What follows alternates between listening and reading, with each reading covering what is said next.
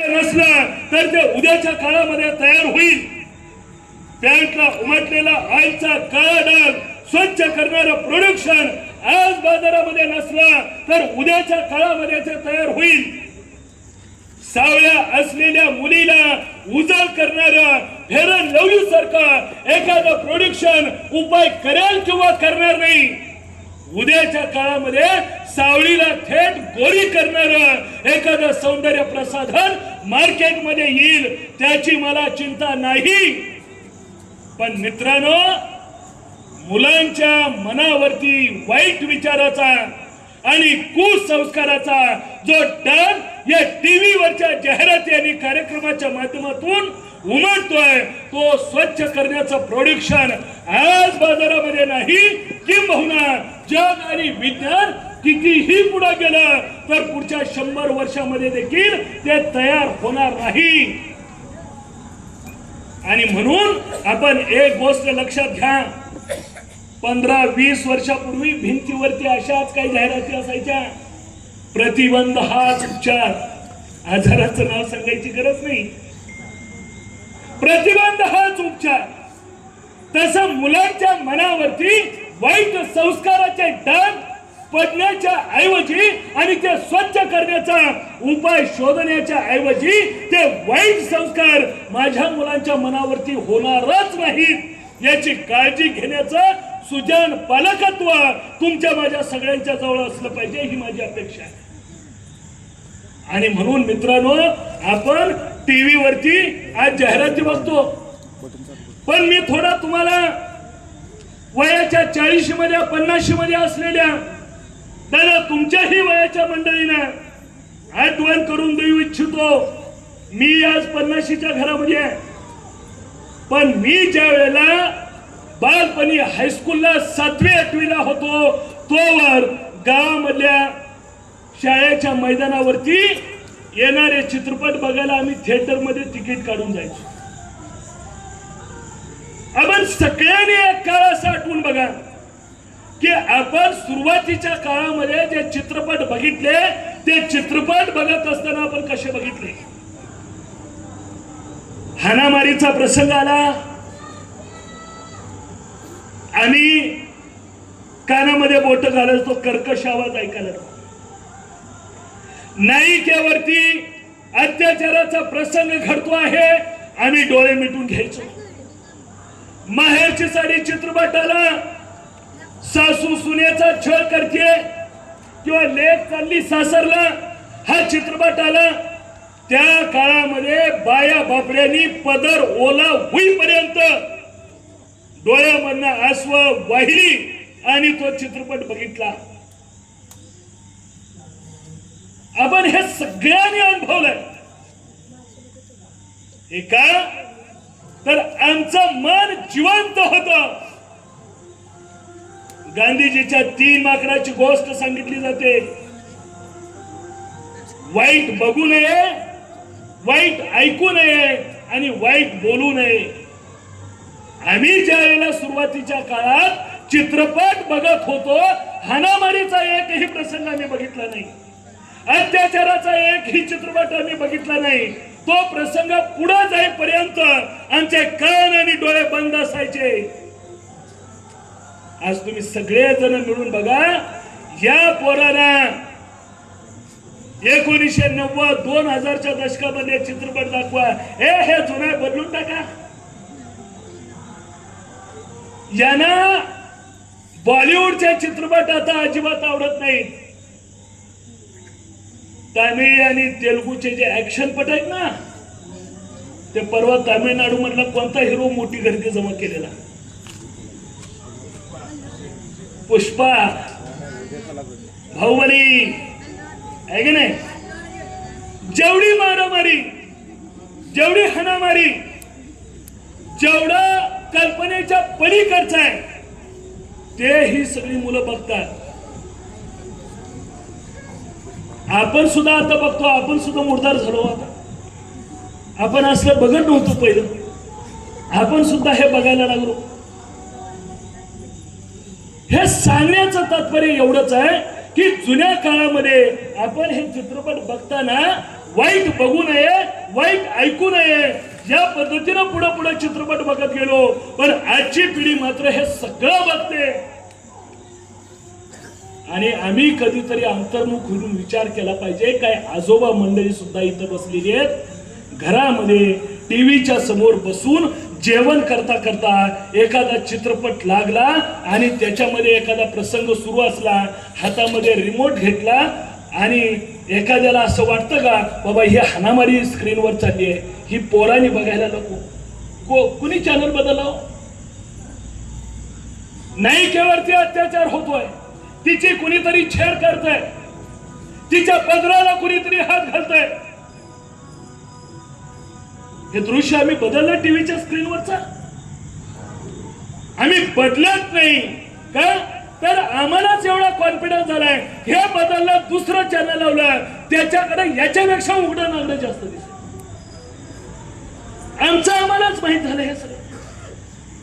आणि आम्ही हे सगळेजण मिळून बघतोय, लाज आणि शरम नावाची जी गोष्ट घरामध्ये होती, ती गोष्ट आमची आम्ही संपवली. वडीलकीचा धाक आणि दरारा आमच्या आम्ही संपवला. आम्ही 10वीला होतो 1991 आणि आमच्या शेजारी हुलजंती म्हणून गाव आहे, महालिंगरायाची मोठी यात्रा भरते.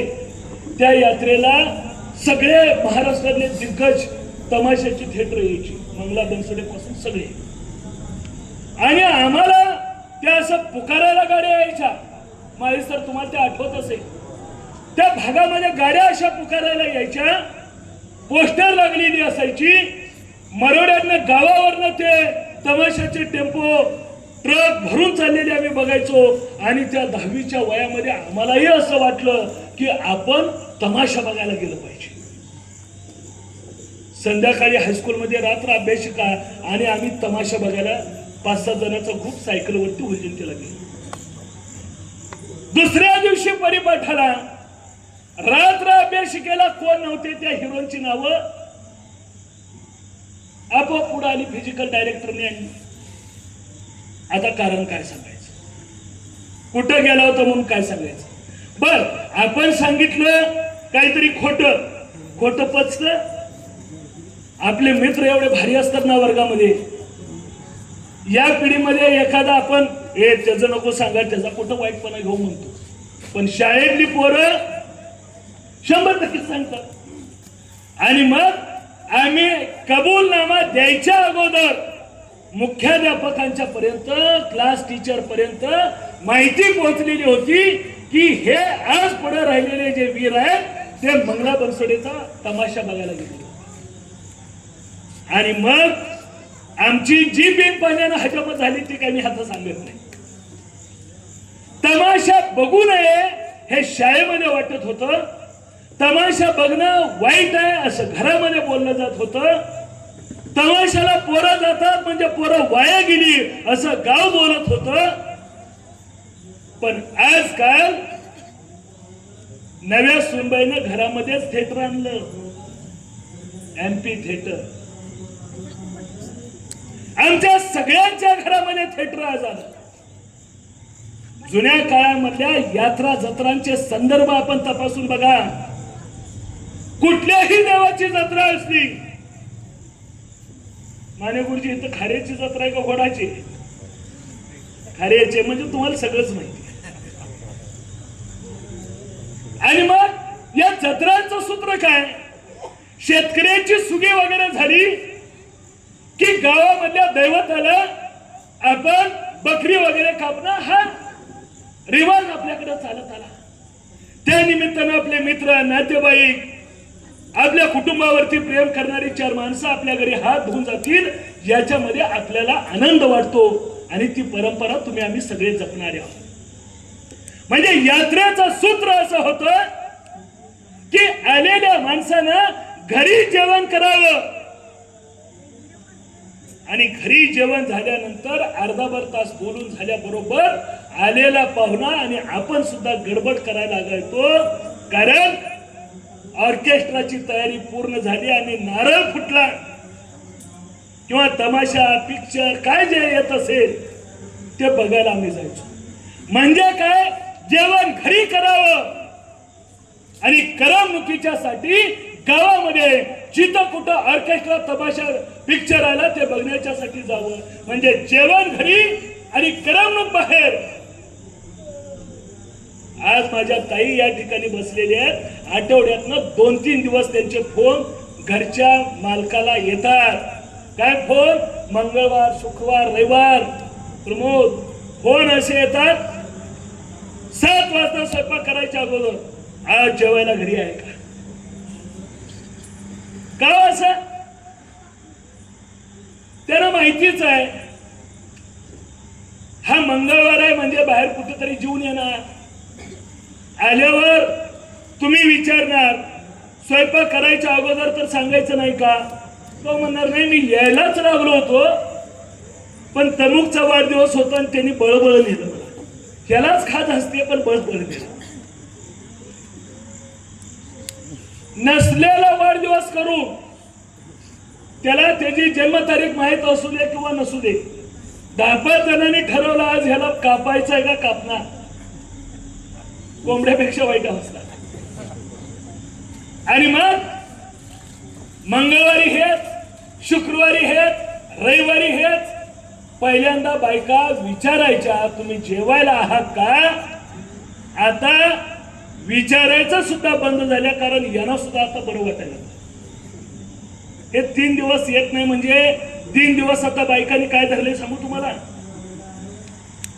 घरात माणसं इनमिनच्या त्यातला एक जण जेवायला येणार. सकाळी कणिक तिंबतानाच 4 चपात्याची जादा तिंबून ठेवायची, फ्रीज मध्ये कणिक ठेवायची. संध्याकाळी चपात्या आंबट लागली तरी चालत पण आता परत घेऊन बसायचं नाही. म्हणजे जेवायला येत आहे का विचारण्यापासून हे नाही आलेला जेवायला बरं आहे असं म्हणण्यापर्यंतची अवस्था. म्हणजे जुन्या काळामध्ये माणसं समाधानाने घरी जेवण करत होती आणि करमणुकीसाठी बाहेर जात होती. आज माणसं जेवण बाहेर करतायत आणि करमणुकीसाठी घरामधल्या एम्पी थिएटरच्या पुढे येऊन बसतायत. हा बदललेला महिमा आहे. आणि या सगळ्या गोष्टीचा परिणाम मुलांच्या वरती निश्चितपणानं होतोय. याचं कधीतरी आत्मभान आम्ही सगळ्यांनी मिळून ठेवण्याची गरज आहे. मित्रांनो, एक गोष्ट लक्षात घ्या की घरामध्ये पती पत्नी आणि आई वडील आणि घरामधली पुढची पिढी या 3 पिढ्या आजही ग्रामीण भागामध्ये गुन्ह्या गोविंदाने नांदत आहेत. याचं एक समाधान आहे. पण मित्रांनो, एक गोष्ट आपण लक्षात घेतली पाहिजे, विशेषतः जी घरामध्ये सून म्हणून आलेली ताई आहे त्या सुनेनं सासू सासऱ्यांचा आदर भाव ठेवण्याची भूमिका आणि कर्तव्य जपलं पाहिजे. अनेक ठिकाणी ते चांगलं जपलं जातं पण काही ठिकाणी काही वेळेला असं दिसतं कर कर करायचं, मर मर मरायचं, राब राब रावायचं आणि बोलून खालवायचं. करायचं तर करायचंच आहे. सासू सासऱ्याला सांभाळायचं तर सांभाळायचं आहे. त्यांच्या नाचं जेवण पाणी स्वयंपाक सगळं करायचं आहे. पण वाढताना महत्वाची भावना असली पाहिजे. चहा देता पण चहा देताना पोरांच्या हातामध्ये चहाचा कप देता आणि 2-3 कपामध्ये ते 2 कप यांना दे त्यांना दे आणि तो दांडा नसलेला कप आहे तो आजोबांना दे. पोरग नेऊन देत पण त्याच्या मनामध्ये प्रश्न की अरे घरामध्ये कितीतरी कानं असलेले कप आहेत पण कान नसलेला कप आजोबाच्या वाट्याला का? ते पोरग न राहून विचारतं आणि न राहून विचारल्यानंतर ती मम्मी असं सांगते, अरे म्हाताऱ्या झालेल्या माणसाला अशाच कपामध्ये चहा द्यायचा असतो. आपल्याकडे म्हण आहे, जे पेरलं तेच उगवतं. ज्वारी पेरली आणि गहू उगवला, मका पेरली आणि हरभऱ्याचा हवळा केला असं कधी घडत नाही. जर तुम्ही आपल्या मुलांच्या हातामध्ये तो कप देणार असाल तर तुमच्या घरामध्ये तुमच्या लेकाचं लग्न झाल्यानंतर आलेल्या सूनबाईनं तशाच कपाबंद चहा दिला तर किती वाईट वाटेल याचाही कधीतरी विचार आपण केला पाहिजे. तारुण्याच्या जोशामध्ये वृद्धांचा अपमान करणं ही गोष्ट आता नवी राहिली नाही. पण मित्रांनो, याही गोष्टीला कुठंतरी मर्यादा असल्या पाहिजेत. या गोष्टी आपण अंतर्मुख होऊन स्वीकारण्याची गरज आहे. आपण पंढरीच्या शेजारची असणारी माणसं आहोत. अनेक कीर्तनकार, अनेक प्रवचनकार, अनेक कथाकार यांनी पंढरीच्या पांडुरंगाचा महिमा तुम्हाला आणि मला सांगितला. हा पांडुरंग कोण, कुठून आला, कशामुळे आला, त्या सगळ्या कथेच्या विस्तारामध्ये मी जात नाही. पण तुम्हाला, मला, आबाल वृद्धांना सगळ्यांना एक गोष्ट ठाऊक आहे. भक्त पुंडलिकानं आई वडिलांची जी सेवा केली त्या सेवेवरती प्रसन्न झालेला भगवंत त्या पुंडलिकाच्या समोर आला आणि पुंडलिकानं म्हणाला, पुंडलिका, तू आई वडिलांची जी सेवा केली त्या सेवेवरती मी प्रसन्न आहे. तुला हवा तो वर तू मागून घे. आई वडिलांच्या सेवेमध्ये लीन असलेला तो पुंडलिक भगवंताकडे बघतो आणि म्हणतो, मी आई वडिलांच्या सेवेमध्ये लीन आहे. मला थोडा वेळ नाही, मला थोडासा वेळ मिळाला की मी तुला वर मागतो. तो वर ही वीट फेकतो, त्या विटेवरती जाऊन उभा राहा. आणि आजही आपण पांडुरंगाचा अभंग असं म्हणतो, युगे 28 विटेवरी उभा. अभंग शब्दशः सांगण्याची गरज नाही. पुंडलिकानं जी वीट फेकली त्या विटेवरती उभा ही तुमची माझी सगळ्यांची श्रद्धा आहे. आणि त्या पांडुरंगाच्या दर्शनासाठी आषाढी, कार्तिकी, चैत्री, माघी या वर्षामधल्या 4 कशाला अगदी महिना 15 दिवसाच्या वारीला देखील लाखोच्या संख्येनं पंढरीमध्ये भाविक आणि वारकरी एकत्र येतात. एसटी अर्ध्या तिकिटाची झाली आणि कोणाला माफ झाल्यापासून तर मोजमापच राहिले नाही. एवढी गर्दी पंढरपूर मध्ये कायमची आहे. पण मित्रांनो, दुर्दैवाचा भाग असा, ज्या पुंडलिकानं आई वडिलांची सेवा केली त्या सेवेवरती प्रसन्न झालेला भगवंत चंद्रभागेच्या तीरावरती त्या फेकलेल्या विटेवरती उभा आहे. पण पंढरपूर पासून अगदी हाकेच्या अंतरावरती असणाऱ्या गोपाळपूरला मनोहर जोशी मुख्यमंत्री असताना वृद्धाश्रमाची निर्मिती झाली. महाराष्ट्रामधल्या प्रत्येक जिल्ह्याच्या ठिकाणी एक असा वृद्धाश्रम उभा राहिला आणि त्या वृद्धाश्रमामध्ये घराघरामधले वृद्ध त्या ठिकाणी आपल्या आयुष्याची सायंकाळ घालवत आहे. हा आमच्या विचाराचा पराभव आहे. ज्यांनी तळ हातावरच्या फळाप्रमाणे जपलं, ज्यांनी आपलं आयुष्य आणि सर्वस्व कुटुंबाच्या आणि भावी पिढ्याच्या उत्कर्षासाठी घालवलं, त्यांना मात्र शेवटच्या टप्प्यामध्ये नातवंडांना घेऊन हसत खेळत बागडत दिवस घालवण्याच्या काळामध्ये त्या वृद्धाश्रमामध्ये निर्विकारपणानं आणि कोरडेपणानं दिवस घालवण्याची वेळ यावी, याच्यापेक्षा दुर्दैवाचा प्रसंग आणि क्षण कुठला असू शकत नाही. आणि मित्रांनो, म्हणून या गोष्टीपासून आपल्याला थोडासा बोध घेण्याची गरज आहे. एखादी आई आपल्या मुलाला कसं घडवू शकते याचे असंख्य सारे उदाहरण आहेत. छत्रपती शिवाजी महाराजांच्या सारखा 350 वर्षानंतर या महाराष्ट्राच्या मातीमध्ये गुलामीचा मळवट पुसून काढणारा छत्रपती या महाराष्ट्राच्या मातीला मिळाला. त्याच्यामध्ये राजमाता जिजाऊ साहेबांचे संस्कार कारणीभूत ठरलेले होते. असंख्य मातांनी अशा पद्धतीचे पुत्र घडवले. पण एक अलीकडच्या काळामधला पुत्र जो घडवण्यामध्ये आईचा फार मोठा वाटा आहे. ती आई कशा पद्धतीनं आपल्या मुलाला घडवते त्याच्यावरती एक चित्रपट निघतो, श्यामची आई. आणि राष्ट्रपती पदकाचा तो मानकरी ठरतो. त्याच्यामधल्या 42 कथांच्या रात्रीचं वाचन त्या पुस्तकामध्ये आपण ज्याला करायला लागतो, त्या पुस्तकाच्या प्रस्तावनेमध्ये प्र.के. अत्रेंनी असं लिहून ठेवलंय, हे श्यामची आई पुस्तक वाचताना ज्याच्या डोळ्याच्या कडा ओल्या होत नाही ज्याच्या डोळ्यामधनं आसू ठिपकत नाहीत त्यानं स्वतःला खुशाल माणूस म्हणून घेण्यापेक्षा मी पशु आहे असं समजून घ्यायला हरकत नाही. म्हणजे संवेदनशील मनाच्या प्रत्येक माणसाला हळवं करण्याचं सामर्थ्य त्या श्यामच्या आई नावाच्या पुस्तकामधल्या कथांच्या मध्ये आहे. एक दिवस श्यामची अंघोळ झाली आणि अंघोळ झाल्यानंतर आईनं श्यामला आवाज दिला, श्याम झाली का रे अंघोळ?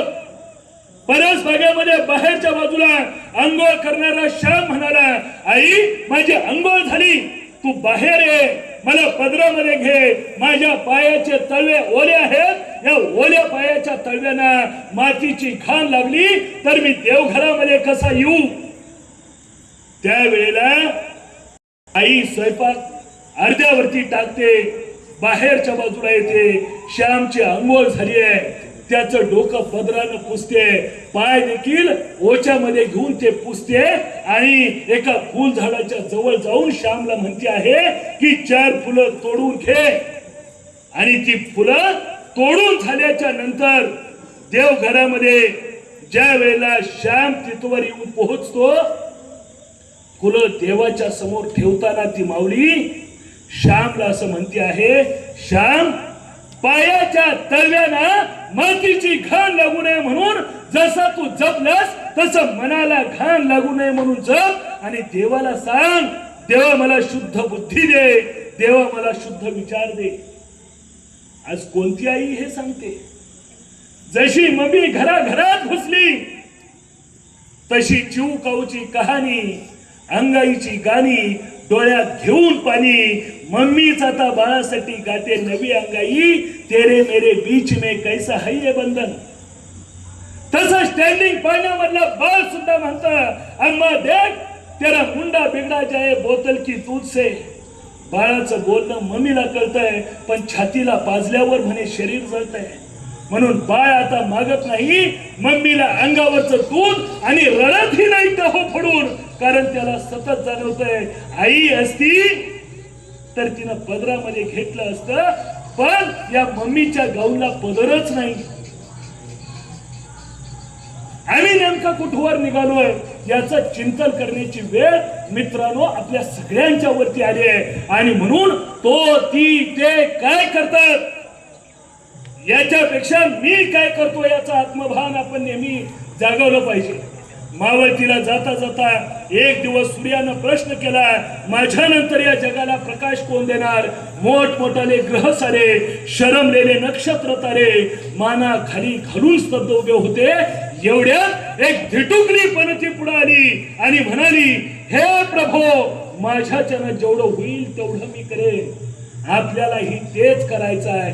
शेजाऱ्याच्या घरात काय लागले, शहरात कोण लिव्ह इन रिलेशनशिप मध्ये आहे, अमुक कोण फ्लॅट संस्कृतीमध्ये राहतोय, याच्यापेक्षा माझं घर हे सगळ्या भावी पिढीच्या वरती उत्तम संस्कार करणार असेल आणि त्याच्यामध्ये पालकत्वाच्या भूमिकेमधनं मी अत्यंत जबाबदारीनं वागेन, अशा पद्धतीची भूमिका घेऊन आपल्याला ही घराघरामधली वाईट स्थिती बदलावी लागेल. आणि तो बदलण्याची सद्बुद्धी